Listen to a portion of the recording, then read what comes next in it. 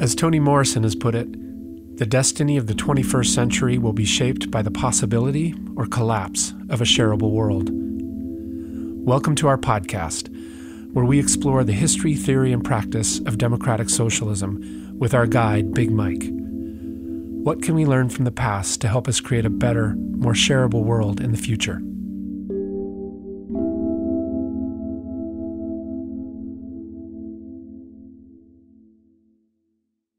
Welcome back, everybody. Onward and upward. We're in a bit of a sequence. So the last two times we've been talking about what you actually in the last discussion we recorded called a kind of syllabus for a democratic socialist way of thinking, and looking a bit at the Western religious tradition 2 episodes ago. And then this last episode beginning to talk about the philosophical tradition in the West with a large focus on Plato. And then we moved a bit to Rome and the distinction between natural law and human law. Right. And I think the plan was to pick up on that trajectory. Yeah, I want to start talking about Thomas More and his book Utopia. Mm-hmm. One of the important things to reflect on in putting together this history of what I want to think of as a kind of democratic socialist culture with its antecedents, with its historical antecedents, is to trace the antecedents. I think it's very important. The ideas of socialism, democratic socialism or social democracy, these ideas didn't appear all of a sudden in the middle of the 19th century. They're all there in the past, and the fact that they're there in the past provides us with a way of looking at the history of democratic socialism in a new perspective, because it is not just an answer to the problems we face today. One of the things that, for example, I think we lose sight of, especially today in the electoral cycle that we're caught in, is that these ideas that are being proposed, which for most part are not anyway socialist to begin with, but for the most part these ideas are ancient ideas.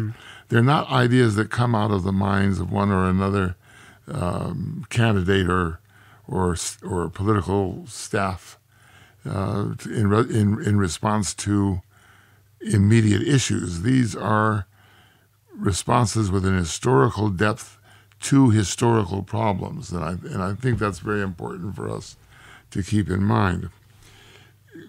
Until now, we've been talking about the elements of different traditions, as you said, the religious tradition, the philosophical tradition.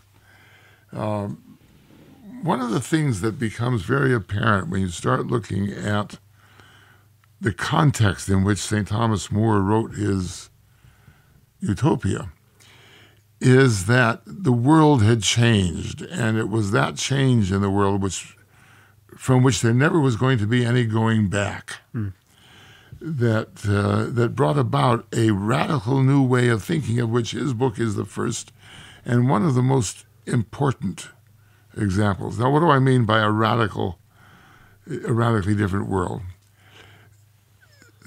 There are several components to this. Number one, Thomas More lives from 1478 to 1535. The 15th century, the 1400s, witnessed two really profound shifts in the way the world was put together from the perspective of Europeans, particularly European intellectuals, ruling classes, and so forth. One was that it was the beginning of the age of exploration. Now, we kind of think of that in a popular way, right? We think of it as Columbus sails the ocean blue and discovers the Americas, and so forth.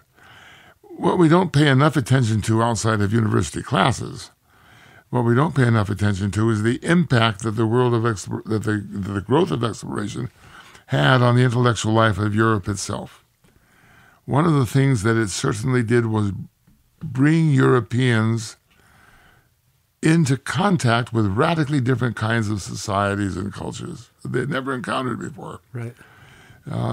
So, Vasco da Gama, the Portuguese explorer who reaches India in the 1470s, something like that. The first Russian to get to India was in the 1480s.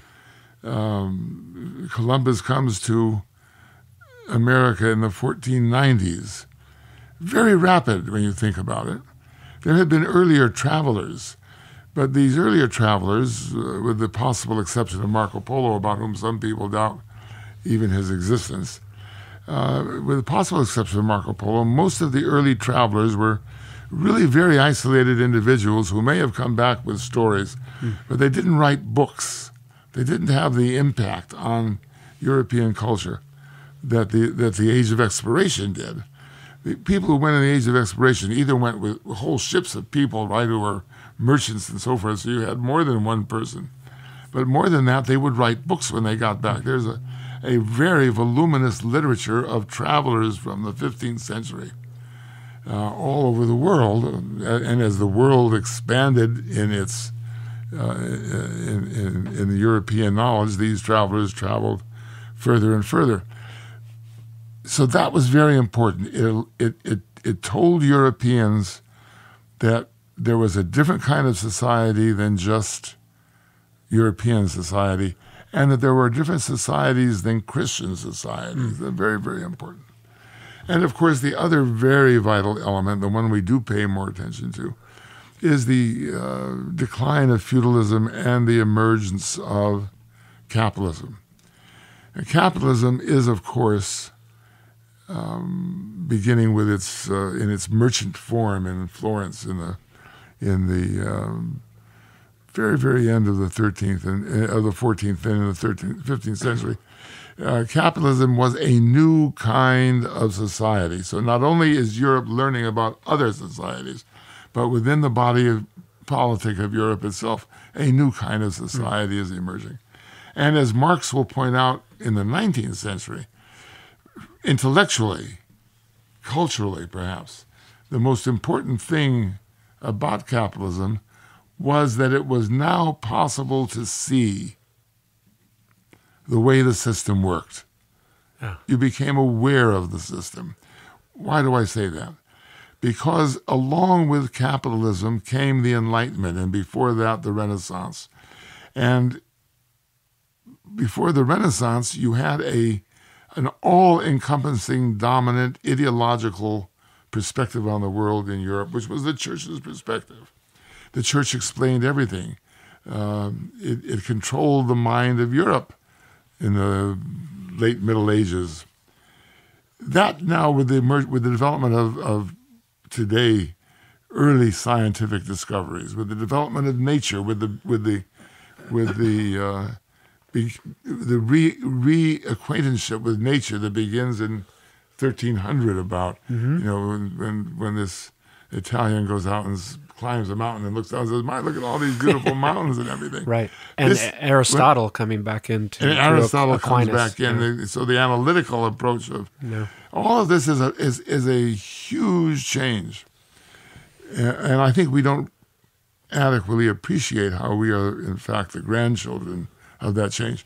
But from the point of view that I'm trying to suggest, what really is significant is that these came together to make it possible to begin to see the social system, the economic system, for what it really was. And Thomas More's book, Utopia, is one of the examples, in fact, the first really important example, where these things seem to come together. Now, given the fact that this was a period of exploration, the book takes that form. So he has this guy, Raphael Hitlerday, traveling elsewhere, right?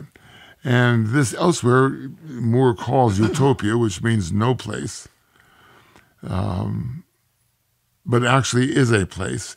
And what Moore does is develop in Utopia, in this other place, a critique of English society. Now, he's sitting there in England and he's watching these changes take place. He's watching the fact that the commons are being taken over by the lords and being converted to commercial use instead of the communal use of the villages. He's finding that people are being forced off the land by this into the cities. He's becoming very aware, without the mask of ideology that says these people who are poor because they deserve to be poor or because they're being punished.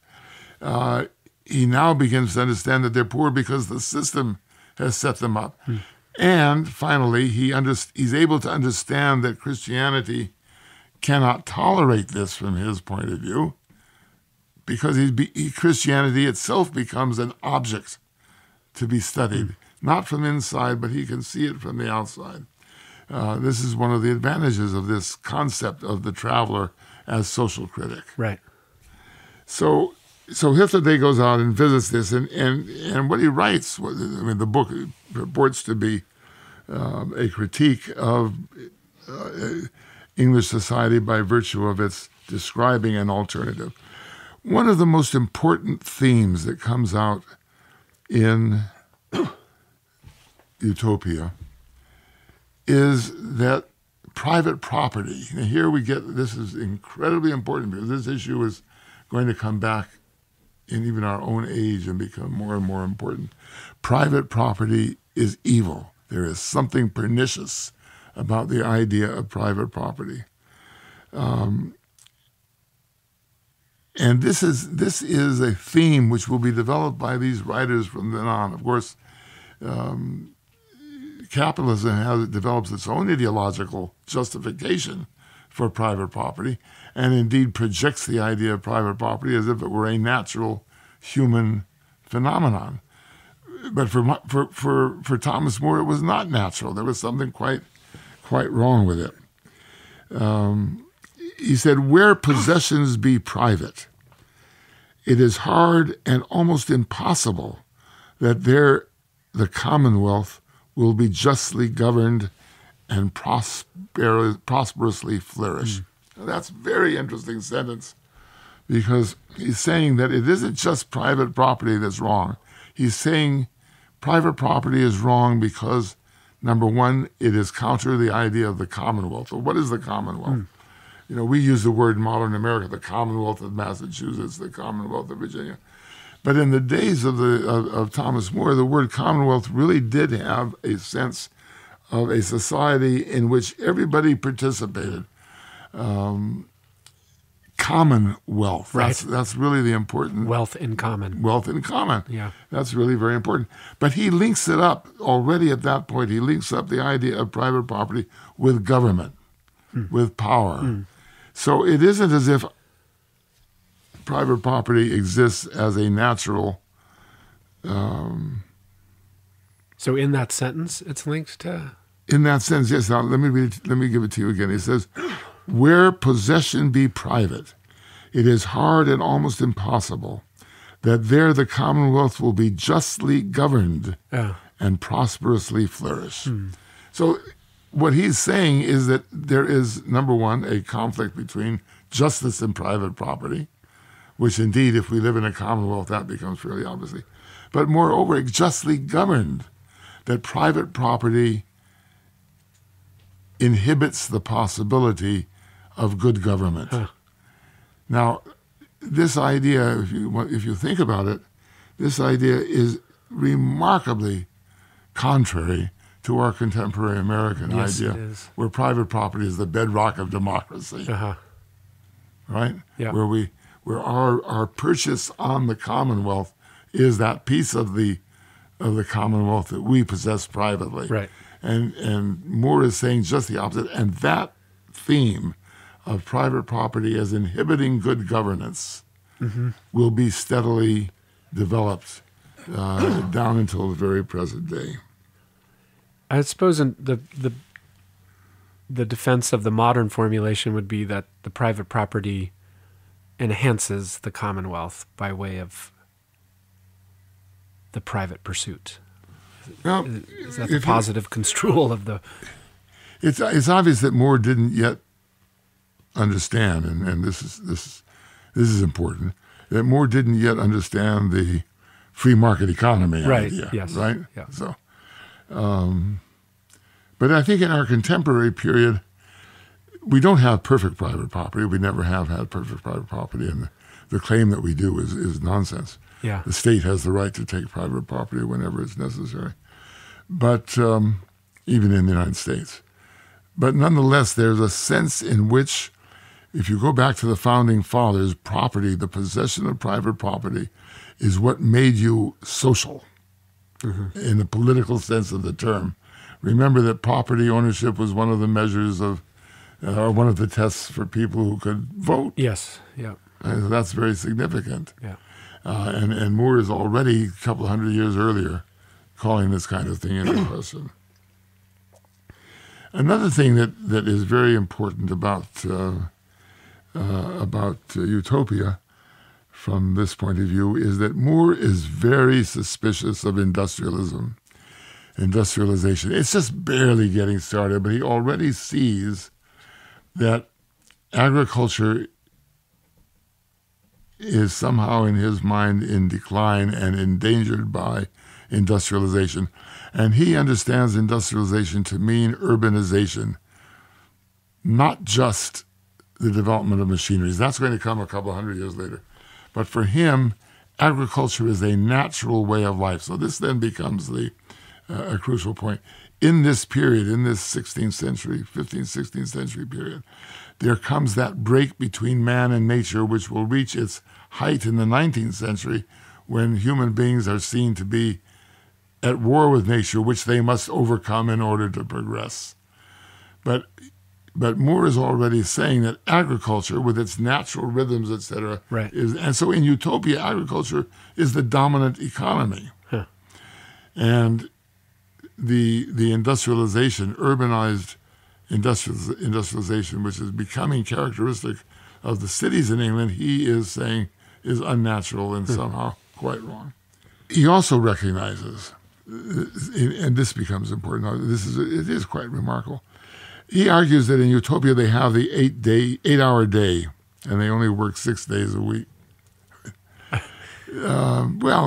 Compared with America at the end of the 19th century, where people were working 12 or 14 hours a day, 7 days a week, and America in 2019 and 2020, where people are working 48 hours a day and 14 days a week. It is quite revolutionary, quite a revolutionary idea. So what he is saying is that the labor that is useful is the useful labor. Obviously, that raises the question, is useful for what? Useful for providing the basic necessities of life. Everything else is excess. Everything else is too much. It becomes unnatural. And that's a very interesting idea because we hear it all the time nowadays. People are complaining about they have to work too much. They have 3 jobs and so forth and so on. It's very important. But that he saw this at the very beginning of the dawn of capitalism becomes very interesting. Another issue that he raises is the issue of distribution, which again is one that we're very much aware of today. And he argues that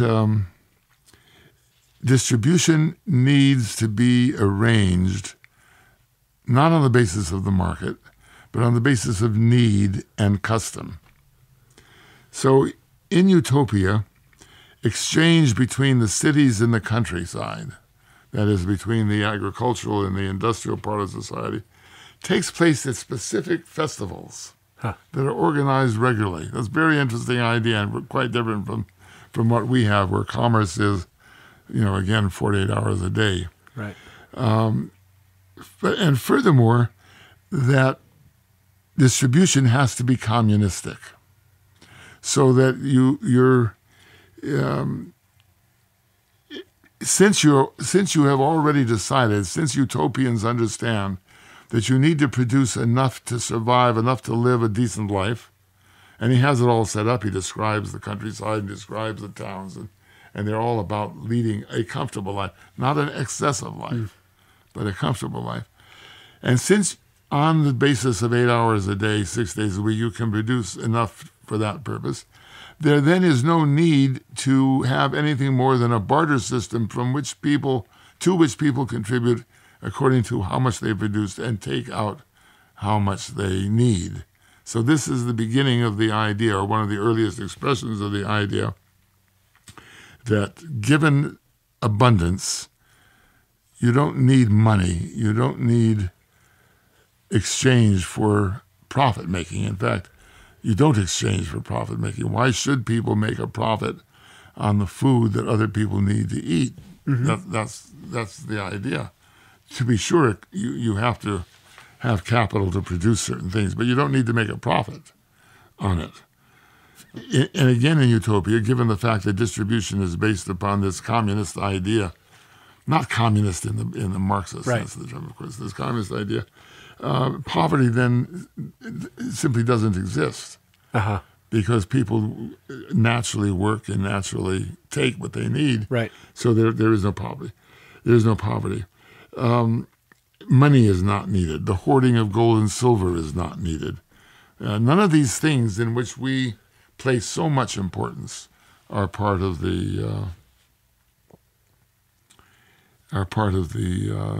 of this existence in Utopia. He understands still the importance of family. So people in Utopia have their own private homes, but they're all very much similar and are meant to be serviceable. They're meant to be utilitarian. They're not display. Right. I don't buy, if I'm a utopian, I don't buy a bigger house to show how wealthy I am, because nobody's wealthy, nor is anybody poor. So it is a kind of egalitarian society without equal being defined in any absolute terms. The aim of all of this, one other point has to be mentioned, that Moore was placed extreme importance on the idea of education. Right. That the way in which Utopia could exist, what was absolutely necessary for Utopia to exist, was education. Now, assuming that all utopians have the same sets of values, which is a cultural phenomenon, then education could become very practical. And indeed, in Utopia, all the children learned agriculture. They learned basic sciences like geometry, mathematics, things of that sort. Children who were more capable than others in certain areas were encouraged to pursue those areas as their contribution to society.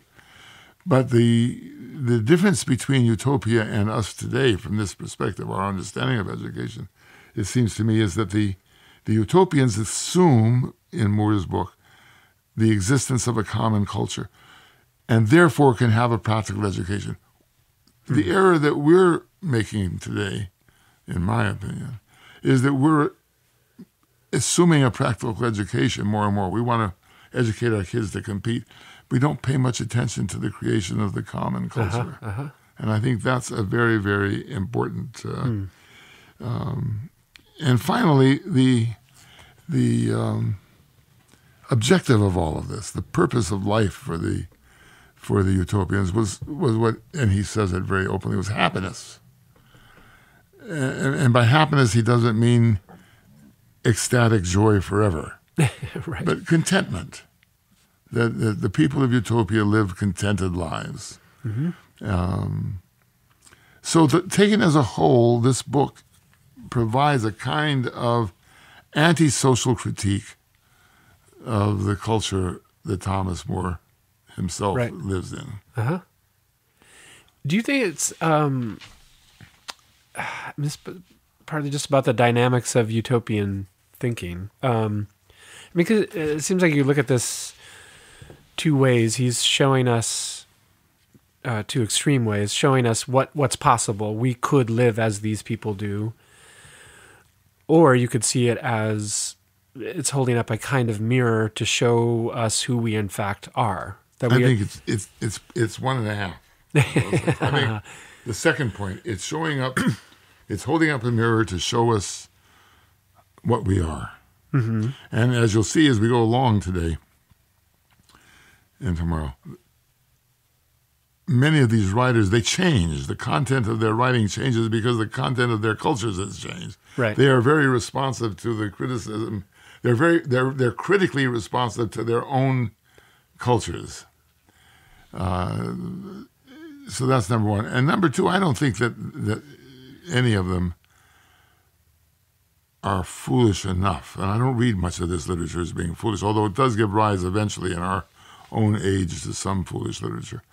But by and large, it's an expression of hope and yearning rather than of a plan for a reality. Uh-huh. I think this is a very, very important point because I don't think the utopians or later the Marxists, who I think are more utopian in a strange way. We'll get there. I think that later the utopians are expressive of a countercultural or of another cultural terrain than the one inhabited by what we see as we study history. They are not content. Discontent is an extremely important human emotion. Let me think about that out loud for a moment. We have a very complex view of discontent today. So we have whole sciences, psychology, right. Clinical psychology. We have whole philosophies, pop philosophies, institutions, hospitals of a certain kind, movements. I'm thinking back to Esalen and all these movements, right. which are aimed to diminish our discontent. As if discontent is something wrong with us to have discontent. It's a blemish. Right. You have to treat it. I think in the world of socialism, utopians as well as later, discontent was a signifier of something being wrong, not a blemish to be removed, right. but a signifier of something to be wrong. Therefore, you had to analyze the society you were living in to figure out what the source of that discontent was, number one. And number two, discontent was a force, an energy to be used to change society in a certain direction. Yep. Now, you may not be aware of that direction.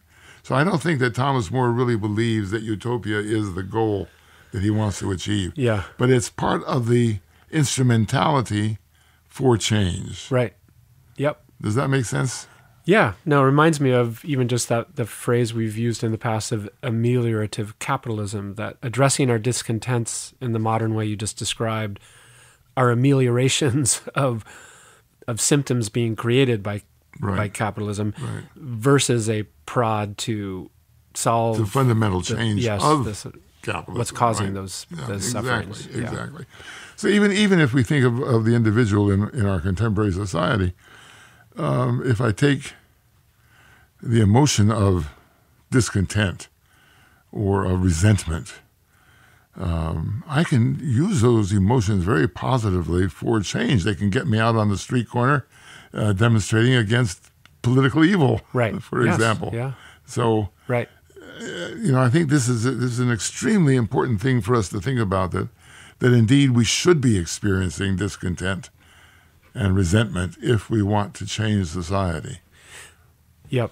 I also have to say, I mean, you've been saying this all along, but it's just clear in this little picture you've drawn of the Thomas More's Utopia project of how absolutely crucial education is, because we can't, that I think it's easy to fall into this idea that there are systems for living and one's going to fit us better than another, and we argue about which, but we have to become the people who fit that system, that the acculturation into living a certain way is crucial. You can't just slap a system on human beings without those human beings. That's absolutely right. Brought, If you yeah. believe in change, so here's an additional dimension. If you believe that change is necessary, you may believe that change is necessary, but not necessarily know what direction that change will go. Mm-hmm. But change is inevitable. We change all the time. Nature is changing. We have, change is part of the response mechanisms and so forth and so on. We need perhaps to think about educating our children for change rather than for stability. Right. Yeah. One of the reasons why so many people, when they get up to a certain age, become depressed is because they've been educated to think that life is stable, that life is the way. So they're always going to be 40 or 29 or whatever age, right? But eventually you get to be 80. Yeah. I was listening to a television, one of my favorite television shows last night, and this woman is complaining. She says, "Oh, I can't deal with my life anymore," and her boyfriend says to her, "The trouble with you is that life changes, and you get to be a certain age where your children move out, and where you don't look as you did when you were 20, and your breasts begin to sag, and you just have to learn that life is always changing and to be into the process of change." And it was so true, right? It was a simple. What show is this? It's called Dicta. It's a Danish mystery program, but it's full of good insights, very, very positive insights. And I think that's part of the problem. If you think about advertisement in our society today, it presents us very powerfully with a constant image of youth. You don't find many advertisements for old men and old women and their clothes. Right. It's always the clothes of young people, right? Yeah. So our society, our culture is aimed at trying to eliminate change. Yeah. And I want to argue, and I will argue through this, is that socialist culture is about change and learning how to change, even if you don't know exactly what direction you're changing in. You do see old people in pharmaceutical commercials. That's true, you do, but that's precisely the point, right? Exactly. There's something wrong. You're going to get sick, and therefore, right? That's just the point. I've talked to you enough about these things that I think I know I know that you always want to encourage the transformation in the deepest, widest sense. But what do you think of efforts people make to transform very local communities? When a little community tries to go on a barter system, or you take over education by just doing it yourself and redesigning it for a smaller community. Well, that poses that really is an important question, because in our contemporary world, there's a strong tendency to go local. Right. Yes, and, exactly. That's become a kind of motto. And in my opinion, this is going to upset some people, that's hiding our heads in the sand, and or what's the expression? Pulling wool over your eyes. Yes. Pull the wool over. I don't think you do something that. Something like that. I think the idea of going local and of local change as being primary worked probably very well, and either the next time we talk or the time after that, depending on where we go, we'll talk about experimental communities. And it did work. Right. In the 19th century, it did work. That is to say, people did try to create small, local experimental communities. But the simple fact of the matter is that the world has changed. We don't exist. We may live our lives locally, but we don't define our lives locally. Yeah. Right. So I may live here in my hometown the way somebody on the other side of the country lives in their hometown, about the same income, about the same level standard of living, and so forth and so on. But our lives are controlled way beyond our community. If you have an electric power outage, your house, your town, is on a grid that is controlled by some vague entity somewhere else. Right.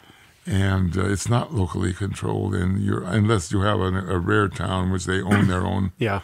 Generators, etc. So our lives are lived not locally, Yeah. in fact. And that's why I think it's a fake. To say let's change locally leaves the political battlefield to those who Yes. understand Yeah. the difference. No, That's one of the problems with our education system. Look here in America. We have 1,001, I don't remember the number, I think it's something like 3,000, although I may have made that up out of my head, school districts, each one which is a little bit different from the other, with little different requirements, different textbooks, and so forth and so on. Mm-hmm. How do you compose, how do you create a common American culture when there isn't a common curriculum all over the country for the students to follow? It's interesting that when we think of a common curriculum, when the federal government intervenes, it has to do with math and science. Yeah. But and what skills. about, pardon me? And skills. And skills. Yeah. But not about literature or culture or music or the things that or common value. Common values. We don't do that. Yeah. And I think that's one of the reasons we're in some of the difficulties we have today. Yeah. It may be that we don't want to. It may well be that one of the questions political theory today ought to talk about is that the size of some of these countries is just too big. Yeah, right. Maybe America, China, Russia, India, etc. ought to be broken up into. I'm all for California independence. You understand what I'm trying to say there. So you have more. You have more. Well, and more, right? I want to use another example today to show this.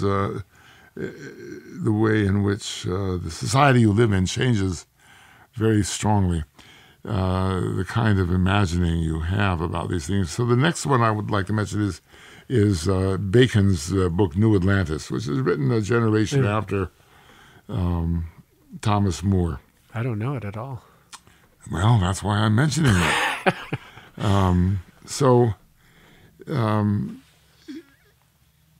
In the say half century between the publication of, not quite half century, between the publication of Utopia and Francis Bacon's New Atlantis, you had a tremendous development in England of math and science and so forth. All of a sudden, people began to get very interested in these new ways of measuring things and of thinking about the world. And moreover, with the rise of Protestantism, which, remember, Thomas More is in the period of Henry VIII.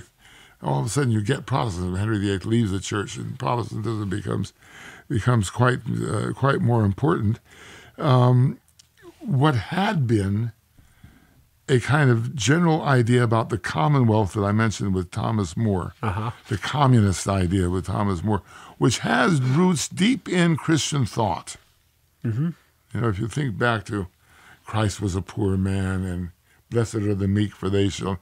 But that the power of the church as the unifying institution supporting that particular moral position begins to disintegrate in the generation right after Thomas More and Henry VIII. And Bacon is in the next generation. And communism has lost the sanction of the church, if you will. Communism understood in the sense of the commonwealth that I've been talking about. The people who feel discontent and resentment are no longer able to find within the church a justification for their position. So they begin to move into what we later will call the nonconformist churches, radical fringes. This is where the idea of radicalism as we understand it begins to develop. So that and furthermore, the idea of the individual begins to develop very strongly. I think that if we could write a history modern history, with all the modern tools of analysis we have, of the emergence of the idea of the individual as such, that it would be in this period that the individual would emerge most sharply. And this is all reflected in Bacon's New Atlantis. So, for example, Bacon is no longer arguing for communism in property. What Bacon now understands, a generation later, is that it's knowledge, not property, that's important. So he argues in New Atlantis for a kind of communism in knowledge. So he has set up in New Atlantis, again, another place, still in the travel mode. He has it set up where knowledge is produced publicly. You have these houses, I think there were 8 or 12 knowledge centers, if you will, what we might call knowledge centers, in his New Atlantis, where knowledge was being produced publicly and it was available publicly. The idea of making money out of knowledge was something wrong, right? But knowledge, not property, was what was important. But knowledge in like an encyclopedic sense? Yeah, knowledge in how you do things. How do you make things? How do you do things? Yeah. I might make an invention. Right.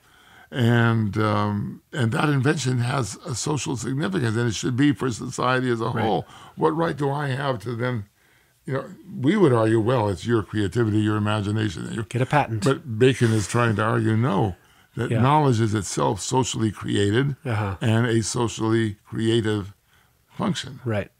Yeah. And that knowledge, and that came very much from the growth of science. The idea that science was shared, that science was not a private property, which is, as I said, this comes in between, Moore and Bacon. Mm-hmm. And I think that's a very important idea. Yeah. So that's the part of the communal, the Commonwealth part of Atlantis is knowledge right? in common. Is knowledge. Now this is an interesting idea, because today we talk about knowledge society. Yeah. But how do we talk? What does that mean, a knowledge society? By and large, in our age, knowledge society means a society where the knowledge is the primary means of production. Right? Yeah. So algorithms and all that kind of stuff. What Bacon is trying to say is that knowledge is the primary means of life. It's what makes the Commonwealth. We all share knowledge. Right. Knowledge cannot be private property. And I think I could use Bacon, I like to think of Bacon, to highlight this idea that we live today in a world in which knowledge is property. I'm very curious about Atlantis now, the new Atlantis. So are there social impacts of this? Well, of course. And so there's more equality with knowledge and with statistics, which is what he's beginning to suggest.